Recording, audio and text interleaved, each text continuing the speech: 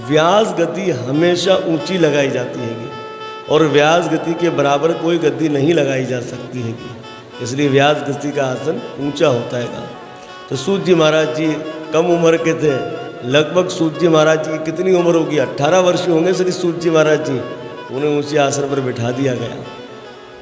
सौनकादिक आदि ऋषि श्री सूत जी महाराज जी के चरणों में विराजमान है। लाखों अरबों साल की उम्र वाले ये ऋषि सूत जी महाराज जी के चरणों में बैठे। इसीलिए यहाँ पर हमें शिक्षा लेनी चाहिए। भक्ति भाव में कोई उम्र का तकाजा नहीं होता है।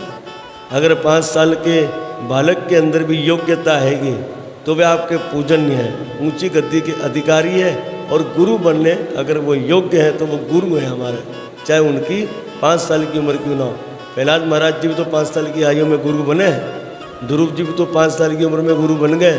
इसलिए गुरु की कोई आयु नहीं होती, योग्यता देखी जाती है कि। तो यहाँ पर भी सूत जी महाराज जी में योग्यता थी। क्यों? क्योंकि वो पुराणों की कथा बड़ी रसमय कहते थे, इसलिए सारे ऋषि मुनियों ने उन्हें ऊंचे आसन में बिठाया। अब यहाँ पर जो है सारे ऋषि प्रश्न करने जा रहे हैं, तो यहाँ पर हमें शिक्षा लेनी है।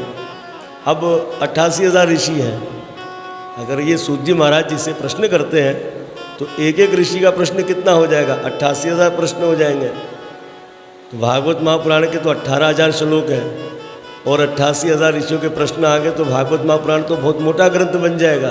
क्योंकि हमारे 18 पुराणों में, भगवान वेद व्यास जी के पुराणों में केवल एक पुराण की श्लोक संख्या बहुत ज़्यादा बताई गई है, वो बताई गई है स्कंद पुराण।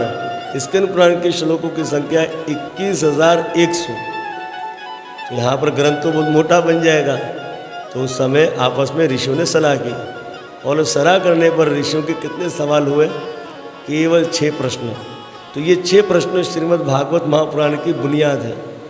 अब ये प्रश्न भी ऋषि खुद नहीं कर रहे हैं, क्योंकि सब ऋषियों में जो पूजनीय है, जो योग्य है और जो बड़ी निम्रता से बात करते हैं, करने वाले हैं, शांत हैं, वो है श्री शौनक जी महाराज। तो सारे ऋषि मुनियों ने अपने प्रश्न श्री शौनक जी से कहे कि आप में बड़ी निम्रता है, इसलिए आप ही सुत गोस्वामी जी से ये प्रश्न कीजिए। यहाँ पर भी शिक्षा लेनी चाहिए। यहाँ तो हमारे समाज में जो कोई एरा गेरा आता है वे संत महापुरुषों से बदतमीजी की तरह प्रश्न करते हैं। नहीं, अपराध है। योग्य महापुरुषों से प्रश्न करने के लिए योग्यता होनी चाहिए। अगर योग्यता नहीं है तो प्रश्न मत करो। तो फिर प्रश्न करेगा कौन? बोले किसी योग्य पुरुष को लेकर आओ, अपना प्रश्न उससे कहो, वो आपके पूजनीय महापुरुषों से प्रश्न करेगा। तो यहाँ पर जो है जिनमें पूर्ण योग्यता थी वो थे हमारे श्री शौनक जी महाराज। शौनक जी महाराज जी ने सूत जी महाराज जी के चरणों में नमन किया। बोले भगवान, ये सब महापुरुषों की ओर से प्रश्न हैं जो मैं आपके चरणों में करना चाहता हूँ। सूत जी महाराज जी प्रसन्न हुए और उन्हें अनुमति दे दी, हाँ कीजिए। उस समय शौनक जी ने ऋषियों की ओर से प्रश्न किया। पहला प्रश्न था कि मानव का कल्याण कैसे? कितना सुंदर प्रश्न है, जीवों के कल्याण के लिए।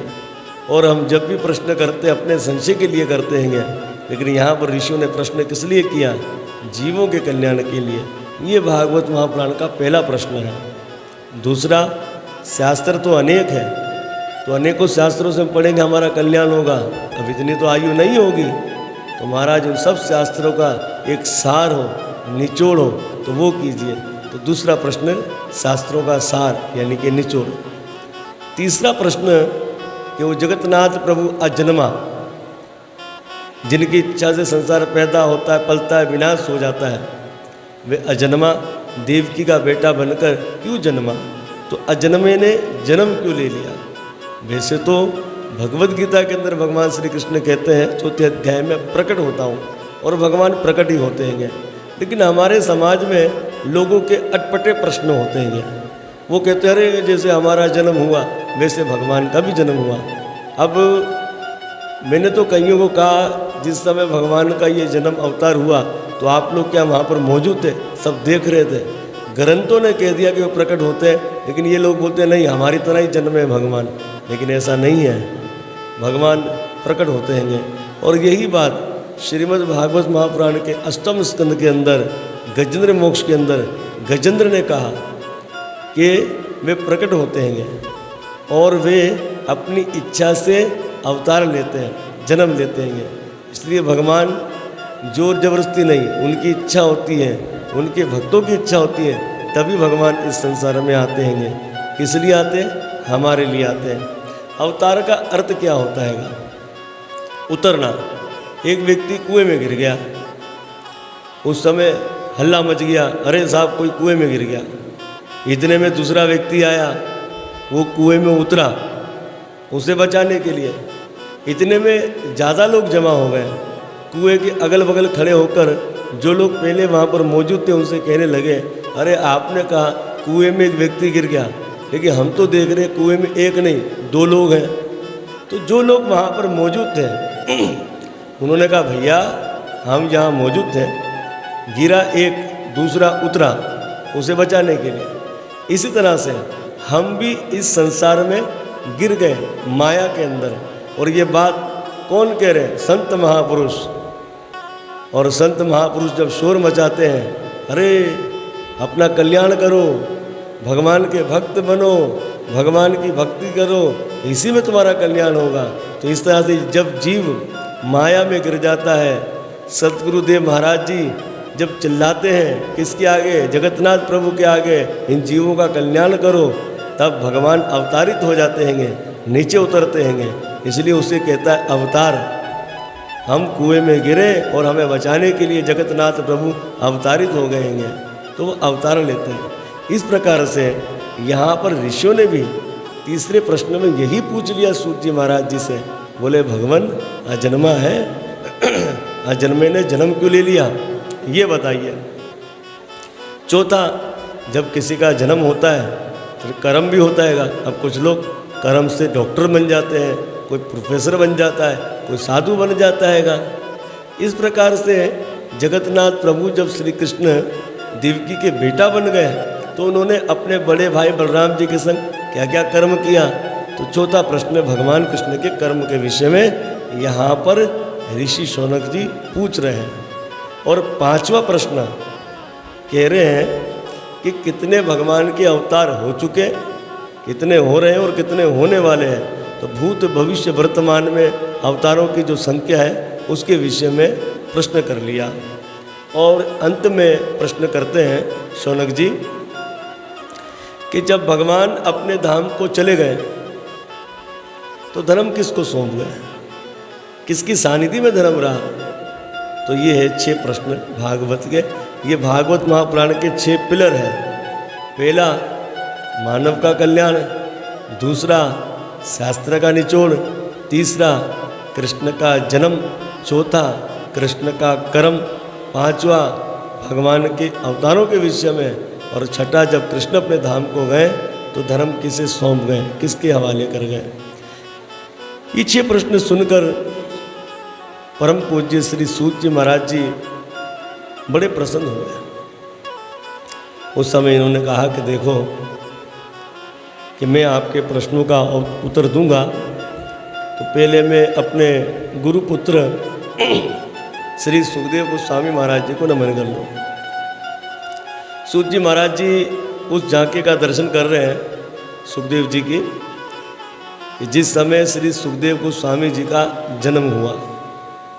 सुखदेव जी अपनी माता पिंगला के पेट में 12 वर्षों तक थे, और जब जन्म हुआ तो सुखदेव गोस्वामी महाराज जी 16 वर्ष के हो गए। और जन्मते ही उस ज़माने में महापुरुष जो भी पैदा होते थे बड़े हो जाते थे। तो सुखदेव जी भी जन्मते बड़े होकर कहाँ जा रहे हैं? वन की ओर जा रहे हैं। क्यों जा रहे हैं? कि पकड़कर मेरा विवाह आदि ना कर दे। तो जब श्री वेदव्यास भगवान ने अपने बेटे में ऐसा वैराग्य देखा कि ये तो जन्मते ही वन की ओर जा रहा है, तो व्यास जी पीछे दौड़े। किसमें? विरह में, अपने बच्चे के प्रेम में। बेटा रुक जाओ, हमारी बात सुन लो। पर सुखदेव जी ने कोई जवाब नहीं दिया। उस समय वन में पर्वत और वृक्षों ने कहा, हे व्यास जी, कौन किसका बेटा, कौन किसका पिता? आज तुम इनके पिता हो, कल में तुम्हें इनका पुत्र बनना पड़ेगा। यही प्रगति का नियम है। और ये तो जगत के कल्याण के लिए जा रहा है, इसलिए आप इसका मुंह छोड़ दे, इसे जाने दे। तो वो दिव्य झांकी का दर्शन श्री सूत जी महाराज जी अपने पूज्य गुरुपुत्र श्री सुखदेव जी का कर रहे हैं। सूत जी महाराज जी कहते हैं कि श्री सुखदेव गोस्वामी जी ने जीवों के कल्याण के लिए वेद, उपनिषद, श्रुति, स्मृति आदि पुराण इस सब के रसों को निकाला और अपने मुखार बिंदु से श्रीमद् भागवत को कह दिया। अब जैसे कि भक्तों शहद की मक्खी अनेक फूलों से रस लेती है और शहद प्रकट कर देती है, इस तरह अनेकों ग्रंथों का रस निकालकर हमारे सुखदेव गोस्वामी महाराज जी ने ये श्रीमद् भागवत कह दिया। जो लोग श्रीमद् भागवत कहने और सुनने की इच्छा को जागृत करते हैं, श्री सुखदेव गोस्वामी महाराज जी उनके हृदय में आकर बैठ जाते हैं और उन्हें सुनने और सुनाने की शक्ति प्रदान करते हैं। तो ऐसे श्री सुखदेव गोस्वामी महाराज जी को हम बारंबार कोटि कोटि नमस्कार करते हैं। अब यहाँ पर श्री सूत जी महाराज जी कहते हैं, व्यास देव जी के ग्रंथों को सुनने सुनाने से पहले सबसे पहले किन्हें नमन करना है? भगवान नर और नारायण को। यहाँ लिखा है नारायणम नमस्कृत्यम नरम चैव नरोत्तमम देवी सरस्वती व्यासम ततो जयम मुद्रीयते। तो सबसे पहले नर नारायण जी को नमन करना है, जिनके पास ज्ञान का भंडार है उन्हें नमस्कार करना चाहिए। दूसरा माता सरस्वती को नमन, जो कि साक्षात ज्ञान की देवी है, उन्हें नमन करना चाहिए। और तीसरा भगवान वेदव्यास जी को नमन करना चाहिए। वेदव्यास भगवान ने क्या किया? वेदव्यास भगवान ने श्रुति, स्मृति आदि जो ज्ञान था उसे ग्रंथ का रूप दे दिया। यानी कि व्यास जी को जो स्मृति हुई भगवान के द्वारा अंदर, अपने गुरु जी के द्वारा अंदर जो ज्ञान हुआ, और उसको ग्रंथ का रूप देने वाले कौन है? श्री वेदव्यास भगवान। व्यास जी ने सोचा अब तो कलयुग आएगा, हिफ्स कौन करेगा उसे, अंदर कंठ कौन करेगा? तो व्यास जी ने बोला उन सबका कल्याण कैसे हो, तो ग्रंथ का रूप दे दिया। तो व्यास जी को नमन कर कर व्यास देव जी के ग्रंथों को सुनना और पढ़ना चाहिए, यहाँ पर सूत जी महाराज जी कह रहे हैं। अब मैं आपको एक बात और बताता चलूँ, हम जो श्रीमद् भागवत को सुन रहे हैं और मैं आपको सुना रहा हूँ, ये कथा सूत भागवत है, क्योंकि सुखदेव गोस्वामी तो श्रीमद् भागवत को दूसरे स्कंद से कहेंगे, हम सूत भागवत कह रहे हैं। अगर हम ध्यान दें तो भागवत महापुराण के पंच व्यास हैं, एक तो स्वयं वेदव्यास भगवान, दूसरा सूत जी महाराज जी, तीसरा सुखदेव गोस्वामी महाराज जी, चौथा संत मैत्रेय ऋषि और पांचवा देव ऋषि नारद जी। इन पंच महापुरुषों के द्वारा ही हम श्रीमद् भागवत कथा को सुनते हैं और सुनाते हैं। तो मैं जो आपको कथा कह रहा हूँ उससे सूत भागवत कहा गया, ये बड़े ध्यान देने वाली बात है। अब श्री सूत महाराज जी कहते हैं कि मुनया साधु पृष्ठोहम भवत विद लोक मंगलम यत कृता कृष्णम सम प्रश्नो ययात्मा सुप्रसिद्धति।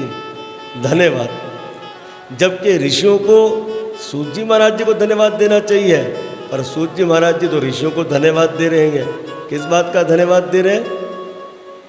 कि आप सबने मुझसे कृष्ण कथा का प्रश्न किया। तो पहला कल्याण किसका होगा? जो कृष्ण कथा को कहता है। दूसरा जो कृष्ण कथा का प्रश्न करता है, क्योंकि प्रश्न करने से होता क्या है, वो प्रश्न करेगा और जितने जो सुनने वाले हैं उन सबका कल्याण होगा। इस तरह से जो लोग शरीरधारी हैं उनका भी कृष्ण कथा कल्याण करती है, और जिनके शरीर नहीं है वो आत्मा के रूप में भटक रहे हैंगे, प्रेत बन गए हैंगे, उन सबका कृष्ण कथा से कल्याण हो जाता हैगा। तो हे ऋषिवरो धन्यवाद, आप सबने मुझसे कृष्ण कथा का प्रश्न किया। पहला प्रश्न क्या था? मानव का कल्याण, और दूसरा प्रश्न था शास्त्र का निचोड़। तो दो सवालों का जवाब एक श्लोक से श्री सूत जी महाराज जी यहाँ पर दे रहे हैं। सवे पुंसाम परो धर्मो यतो भक्ति रदोक्षज अहेतुक्य प्रतिहता ये